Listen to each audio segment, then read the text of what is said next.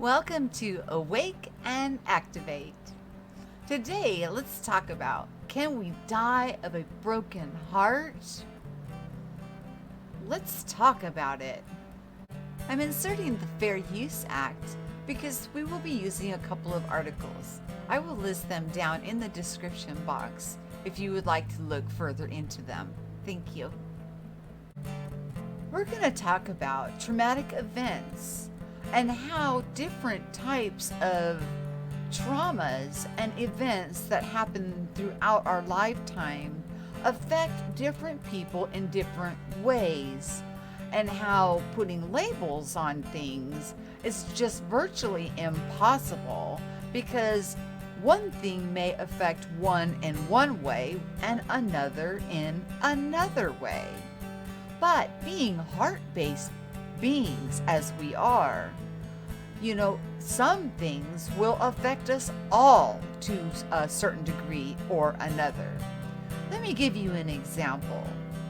A child can be watching the news, for example, and see all kinds of horrific things happening and not understand, looking at their own skin color and seeing these horrible things happening to other people of the same skin color. And then it could be a traumatic event on that child, realizing that there's something wrong with them, or why would those other people who look similar are being attacked in such ways? There must be something wrong, which could create a traumatic childhood event for that child. Another child could be observing the same thing, but seeing something completely different. Now, there are certain events that are pretty much standardized. And as we deal with trauma and traumatic events that go on in our life, they will manifest throughout our body as disease, dis-ease, and other things will manifest. I'm not talking about you fell out of a tree and you broke your arm and you've got an injury and you heal. I'm talking about a traumatic event that causes disease or other kinds of things to manifest within your body because it is actually emotionally or throws your hormones off balance or has shocked your system to such a degree that your body is not functioning correctly. It can be a temporary thing that takes some time to recover from, or if it's not dealt with properly, it could be something that you can carry with you your entire life. And that's why I enjoy the BQH practicing so much, because we dive into those type of things and try to go to the core of the problem to then cause the relief to come by removing that traumatic event. And it's wonderful. Now, is that 100% going to work for everybody? Well, it all depends on your thought process, your sovereignty, your divineness. You have, the right to choose. You can say, yes, you've got the faith for it, or no, you don't. It all stems from what is going on within you, is you have the sovereignty, the divinity, all within you. But once we get our heart and our mind in coherence and get that balance going, you will see that your body will start to change and it will start to function better. If you've been in horrible car accidents and things like that have happened, I've seen people heal from such things as that, where I myself was going into a scooter chair and now I am able to walk. But then again, I just suffered, a very traumatic event this year that has set me back, and I am working through it. But I have been gifted with tools that are helping me work through it. An amazing doctor and I don't have the phobias of going to the doctor or any fears of that nature. I just miss her and I want her back, and I feel helpless because I'm unable to do anything to help her. I am her voice now since she can't speak for herself, but I was not there. So it's a very difficult predicament, and it seems to be an ongoing process that I am going through. So it's like the Band-Aid is being ripped off over and over again. But does that mean I'm going to hold it forever? No. That is why we live in the state of love and unconditional love and unconditional forgiveness.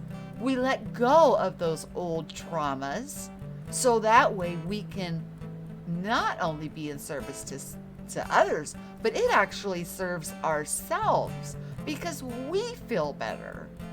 We start to heal from within and it starts to reflect out. So I've got a couple articles, if you can put up with my reading, that I want to share with you and some information, and hope you enjoy it. What is trauma? Trauma defined. The longer we live, the more inevitable it is that we will experience trauma. Trauma is the response to a deeply distressing or disturbing event that overwhelms an individual's ability to cope, causes feelings of helplessness, diminishes their sense of self, and their ability to feel the full range of emotions and experiences. It does not discriminate, and it is pervasive throughout the world. A World Mental Health Survey conducted by the World Health Organization found that at least a third or more than 125,000 people surveyed in 26 different countries had experienced trauma. The number rose to 70% when the group was limited to people experiencing core disorders, as defined by the DSM-IV. The classification found in the Diagnosis and Statistical Manual of Mental Disorders, 4th edition. Okay, end bracket. But those numbers are just for instances that have been reported. The actual number is probably much, much higher. While there are no objective criteria to evaluate which events will cause post-trauma symptoms, circumstances typically involve the loss of control, betrayal, abuse of power, helplessness, pain, confusion, and/or loss. The event need not rise to the level of war, natural disaster, nor personal assault to affect a person profoundly and alter their experiences. Traumatic situations that cause post-traumatic symptoms vary quite dramatically from person to person. Indeed, it is very subjective, and it is very important to bear in mind that it is defined more by its response than its trigger. What are the signs and symptoms of trauma and stressor related? In the United States, the majority of clinical helping professionals, I'm going to skip the brackets, use the Diagnostic and Statistical Manual of Mental Disorders, that in brackets DSM, I'll use it on that one, to describe and diagnose mental, emotional, and relational difficulties. The DSM is published by the American Psychiatric Association. The 5th and most recent edition was published in 2013 and is commonly called the DSM-5. The DSM may be considered a living document. It continually evolves and undergoes revision as new research changes our understandings of mental and emotional disorders. Therefore, it should not be surprising that the newest edition has many such changes. The DSM uses a classification system that groups individual diagnoses into clusters of similar disorders. Post-traumatic stress disorder, or PTSD, was first introduced in 1980, and it was included in the edition. It was included in the group of disorders known as anxiety disorders. One of the major changes in its newest edition of the DSM-5 in 2013 was the inclusion of a new group of disorders called trauma and stress-related disorders. This involved the reclassification and modification of several existing disorders that we previously classified elsewhere in the manual. For example, as mentioned, PTSD was originally classified with anxiety disorders, while PTSD and other stress-related disorders have anxious features associated with those disorders. That reclassification highlights the importance of the role of the stress and the trauma in the formation and treatment of these disorders. This change in the classification reflects a change in our understanding about the impact of unhealed trauma and unmanaged stress on our human behavior.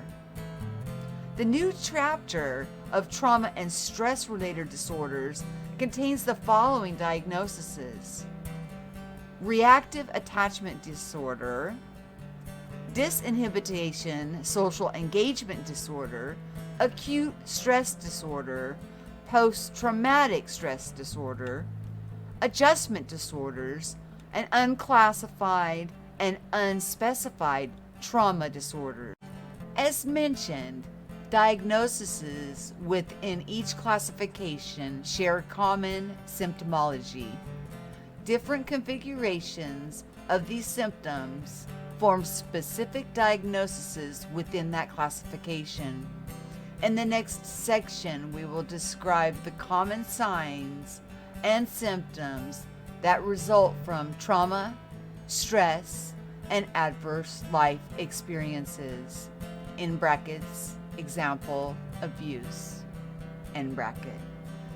We will also consider how trauma, stress, and adverse life experiences impact other mental health diagnoses, such as depressive or mood disorders, anxiety disorders, or personality disorders, even though these are separately classified.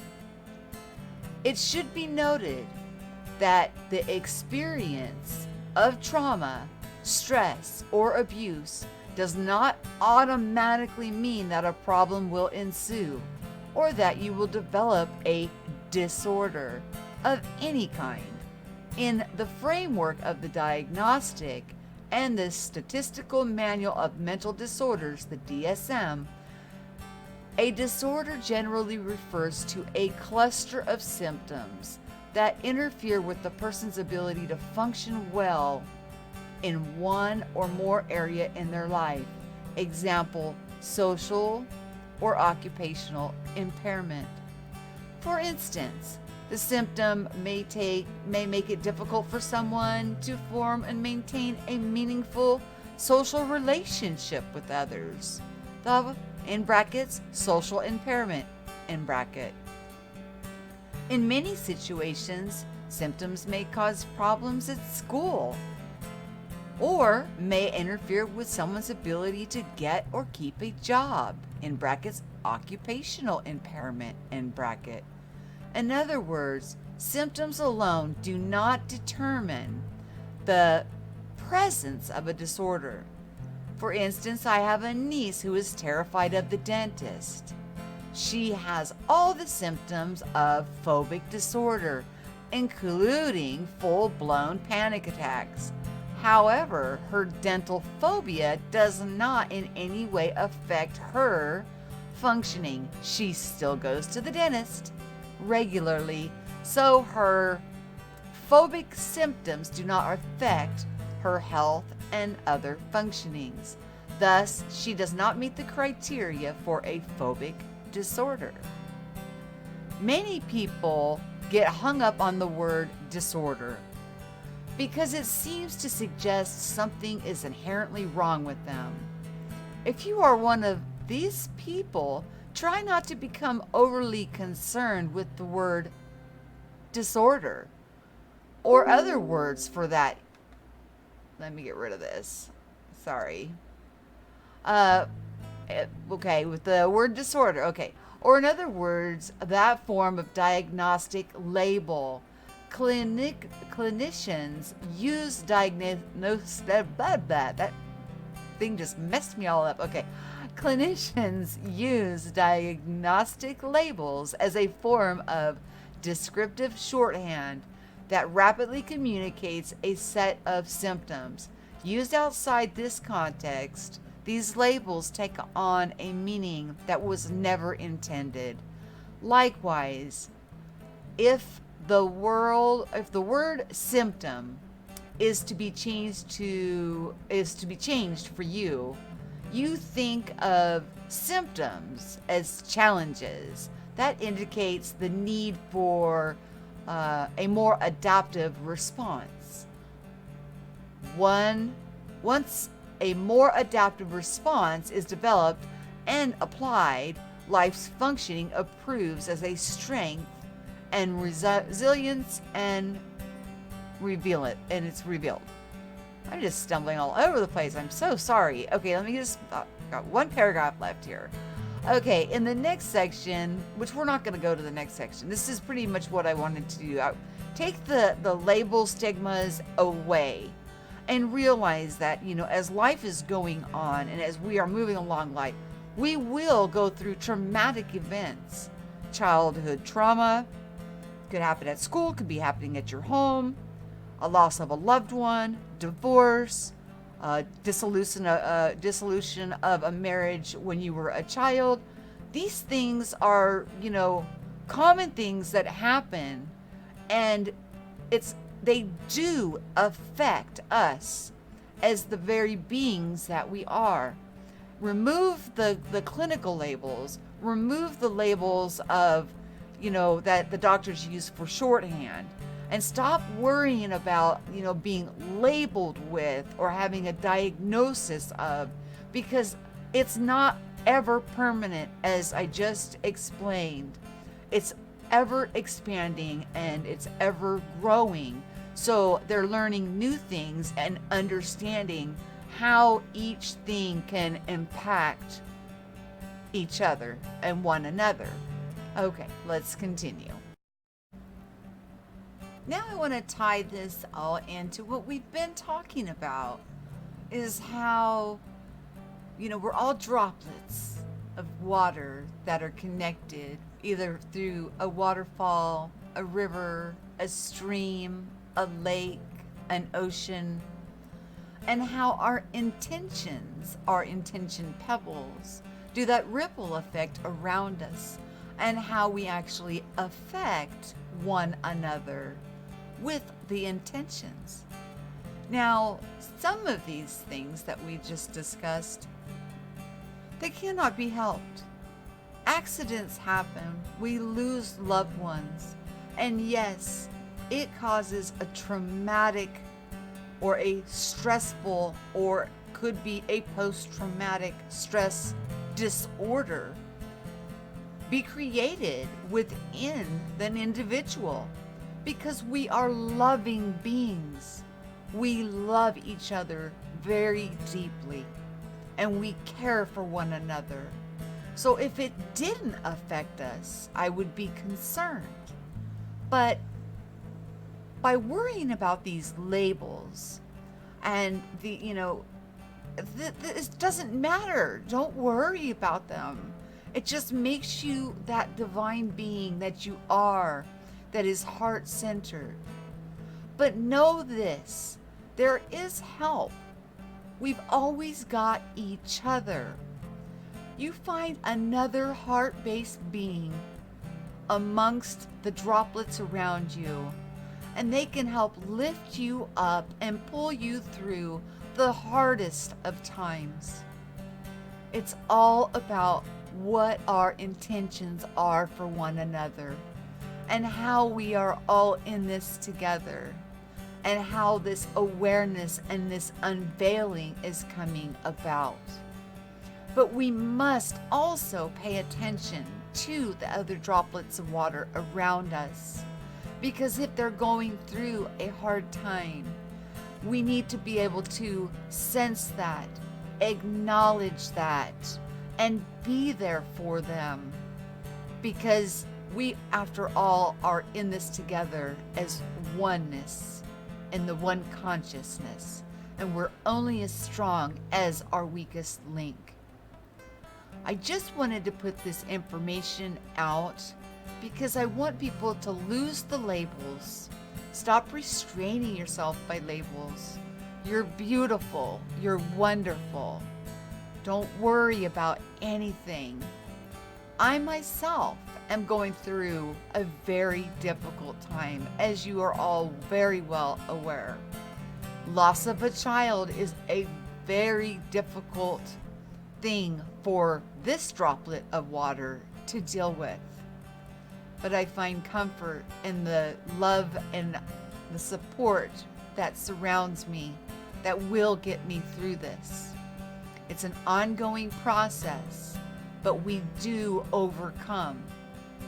We're here to experience, we're here to grow, and we're here to be in service to others and love each other unconditionally. So if you see somebody that is, having things going on with them and they've suffered a traumatic event, keep an eye on them. They may need you more than you know. So be supportive. Be that supportive droplet of water helping out that other droplet of water. And always remember to share what you know and listen so we can all grow. I love you guys so much. And thank you, Jon Binnie. I love playing your music in the background. It's so uplifting and beautiful. I love waking up and just listening to those new high vibe songs. I'm going to put his link in the description box, just in case people don't know that he does have a channel and he puts out a new song every day. I love you. Have yourself a wonderful day.